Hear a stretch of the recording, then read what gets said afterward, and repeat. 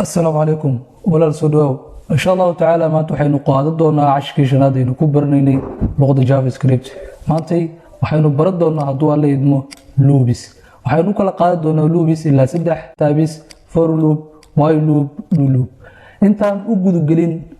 تابس ولوب كلي هاي مركورات ومحلوب لوب وشقاء قبل هيني shan mar lix mar toban mar soo celin lahayn waqti badan ay qaadan lahayd inaynu ku qabanno hal kood ama one time shaqaanu soo celin lahaynay inaynu yaanu soo koobno waqtigaanu shaqadaas ku qaban lahaynay iyo koodiskaanu qor lahaynay loobiska waxa ugu caansan for loop while loop iyo do while loop waxaanu soo arki doonaa marka horeeto for loop intaan u gudagelin waxaan rabaa inaan tuso syntax-ka ama qaab qoraaleedka u qormaan loobiska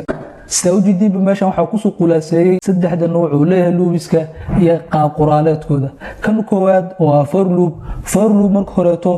waxaan dhihi doonaa for kadib waxaan ku xiji doonaa initialization variable ayaan abuuri doonaa ama initialization qiimo ayaan meesha ku abuuri doonaa markaan variable ka abuurno waxaan ku xiji doonaa conditions shuruud ayaan ku xiji doonaa conditions waxa ka sii dimir doono waxa lagu magacaabo increment ama decrement plus in dhahnaa minus a plus ama minus intaas markaan dhahno kadib waxaan furi doonaa parenthesis kadib waxaan geli doonaa statement halka while loop uu yahay waxaan dhihi doonaa while condition statement-ga ay dib mari doono do while waa ka sii doon yahay waxaan dhihi doonaa do kadib statement while conditions sawjidii ba saddexda nooc midbo nidaam ay u qormaa balse ujeedada ama hadafka laga leeyahay waa waxay isku imaanaan hal ujeedada ay wada leeyihiin in la soo kaabiyo koodkii one time lagu qoro reusable noqon karo marka waxaan isla arki doonaa baraatikadooda waxaanu ku bilaabi doonaa marka hore for loop waxaan dhihi doonaa for tusaale ahaan haddii aan u baahanahay inaan soo daabaco 5 mar 1 2 3 4 5 waxaanu hore u naqiilin oo soo daabici jirnay console.log kadib dhahno number 1 kadib isla numberkan soo celcelino waxaan arki doonaa faa'iido uu inoo leeyahay loop inta waxaan ka dhigi doonaa 2 3 4 5 haddii u baahanahay inaan soo daabaco 1 ilaa 5 waxaynu mari jirnay processkan dheer kadib waxaynu ku soo daabici jirnay 1 ilaa 5 balse waxaas oo dhan waxaynu ku soo koobi doonaa laba line kaliya waxaan dhihi doonaa for kadib initialization variable ayaan abuuri doonaa i oo kaleeto waxaynu ku shubi doonaa 0 waxaan ku xiji doonaa conditionskii waxaan dhihi doonaa i inta ay ka yar tahay 5 kadib i plus oo increment 1 igu dara statement-iyo gudaha ayaan geli doonaa statement shaqada la qaban doono ayaa sheegi doontaa waxaan dhihi doonaa console.log waxaan soo daabicaynaa i intaan isku mid wayn had intaan ay comment iska saari doonaa kadib koodkan ayaanu run garay doonaa soo jidib had waxaan soo daabacnay 1 ilaa 4 haddii ay 1 ilaa 5 u baahan tahay meesha waxa dhihi doontaa 6 markasta loopku wuxuu ka jiraa 1 tirada aad qabsatid waxa uu ka hoos mari doonaa 1 soo jidib had waxaan soo daabacnay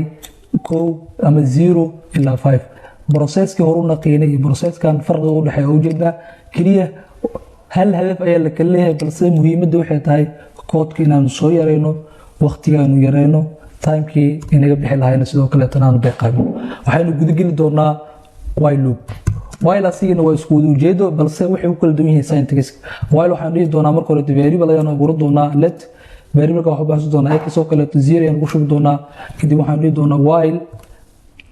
while markaan dhahno conditionska ayaan ku xiji doonaa x uu ka yar yahay 5 kadib waxaynu ku sii xiji doonaa statement-gii waxay noo soo daabacday ayaan dhihi doonaa x kadib waxaynu ku xiji doonaa increment oo ah x plus sida ujeediinba waa isku kood isku natiijo ay soo saaraan kaliya waxay kala duwan yihiin syntax-ka iyo qaabka u qormaan waynu save garay doonaa kadib waynu run garay doonaa asina waxaynu soo daabacnay 0 ilaa 4 haday ilaa 5 u baahan tahay meeshaas ayaa 6 ka dhigi doontaa kan ugu dambeeyo ah do while loop waxaynu dhihi doonaa do while loop asiga waa ka duwan yahay labadan hore soo marna waa ka duwan yahay syntax kaliya ayuu kala duwan yihiin do markaanu dhahno kadib waxaynu furi doonaa parenthesis halkan aynu ku soo xiri doono while kadib conditionska ay noo dambayso waxaynu dhihi doonaa inta waxaa inoo soo daabacdaa console.log. waxaa qasab ah marka horeeto inaynu abuurano sidoo kaleeto variable-ka waxaanu baxsan doonaa oo kaleeto y waxaanu ku shubi doonaa 0 kadib waxaan dhihi doonaa waxay inoo soo daabacdaa y kadib increment y plus plus taas markaynu sameyno conditionska waxaynu geli doonaa halkan waxaan dhihi doonaa y intii ka yar 5 yani waxa waaye y intii ka yar 5 ii soo daabac y waxaa lasoo daabici doonaa ilaa laga gaari doono number 5 koodka hal mar ayaan sharixi doonaa horta marka hore solar resultiga sida ujeedadaas waxaan soo daabacnay 0 ila 5 marka waxay radaa koodka aan ku laabano 4 iyo sidoo kale y do hal hadaf ay dhammaan isla wada leeyihiin loobiska balse waxay kala duwan yihiin syntax iyo qaab qoraaleed haddii maanta inta ka baxo bakaara ana aadayo waxa u mari karaa 20 wado 30 wado haddii ay ka baxo wadadan ama haddii ka soo baxo wadadaas waxa kala duwan qaabka wadooyinku kala baxay balse hadafka leeyahay waa inaad tago bakaaro marka tusaale ahaan loobisku waa isku wado mid hadafka leeyihiin waa hal hadaf kaliya waxay ku kala duwan yihiin qaab qoraaleedka ama syntax uu qormayaan waxaan dhahnay for let I equal 0 sidoo kale I koodkan hadaan mar sharaxno inta waxay ka dhigan tahay variable-kan marka hore waxaan ku shubnay 0 variable-kan qaabka loo kisku guleedan wuxuu noqon doonaa waxa la dhihi doonaa I ma ka yar tahay 6 waxa ku jiro I 0 6 ma ka yar tahay ha maxaa la sameey doonaa hal ay lagu diri doonaa kadib intaas markii la sameeyo maxay noqon doontaa inta 1 kadib maxaa la soo daabici doonaa marka hore 0 la soo daabici doonaa marka xigtana 1 la soo daabici doonaa maxaa ku jiro inta 0 ay ku jiro haye 0 ma ka yar tahay 6 ha 1 ku dar 1 maxaa la soo daabici doonaa 1 haye inta maxaa ku jiro 1 haye 1 ma ka yar tahay 6 ha maxaa lagu diri doonaa 1 haye maxaa la soo daabici doonaa 2 haye 2 ma ka yar tahay 6 ha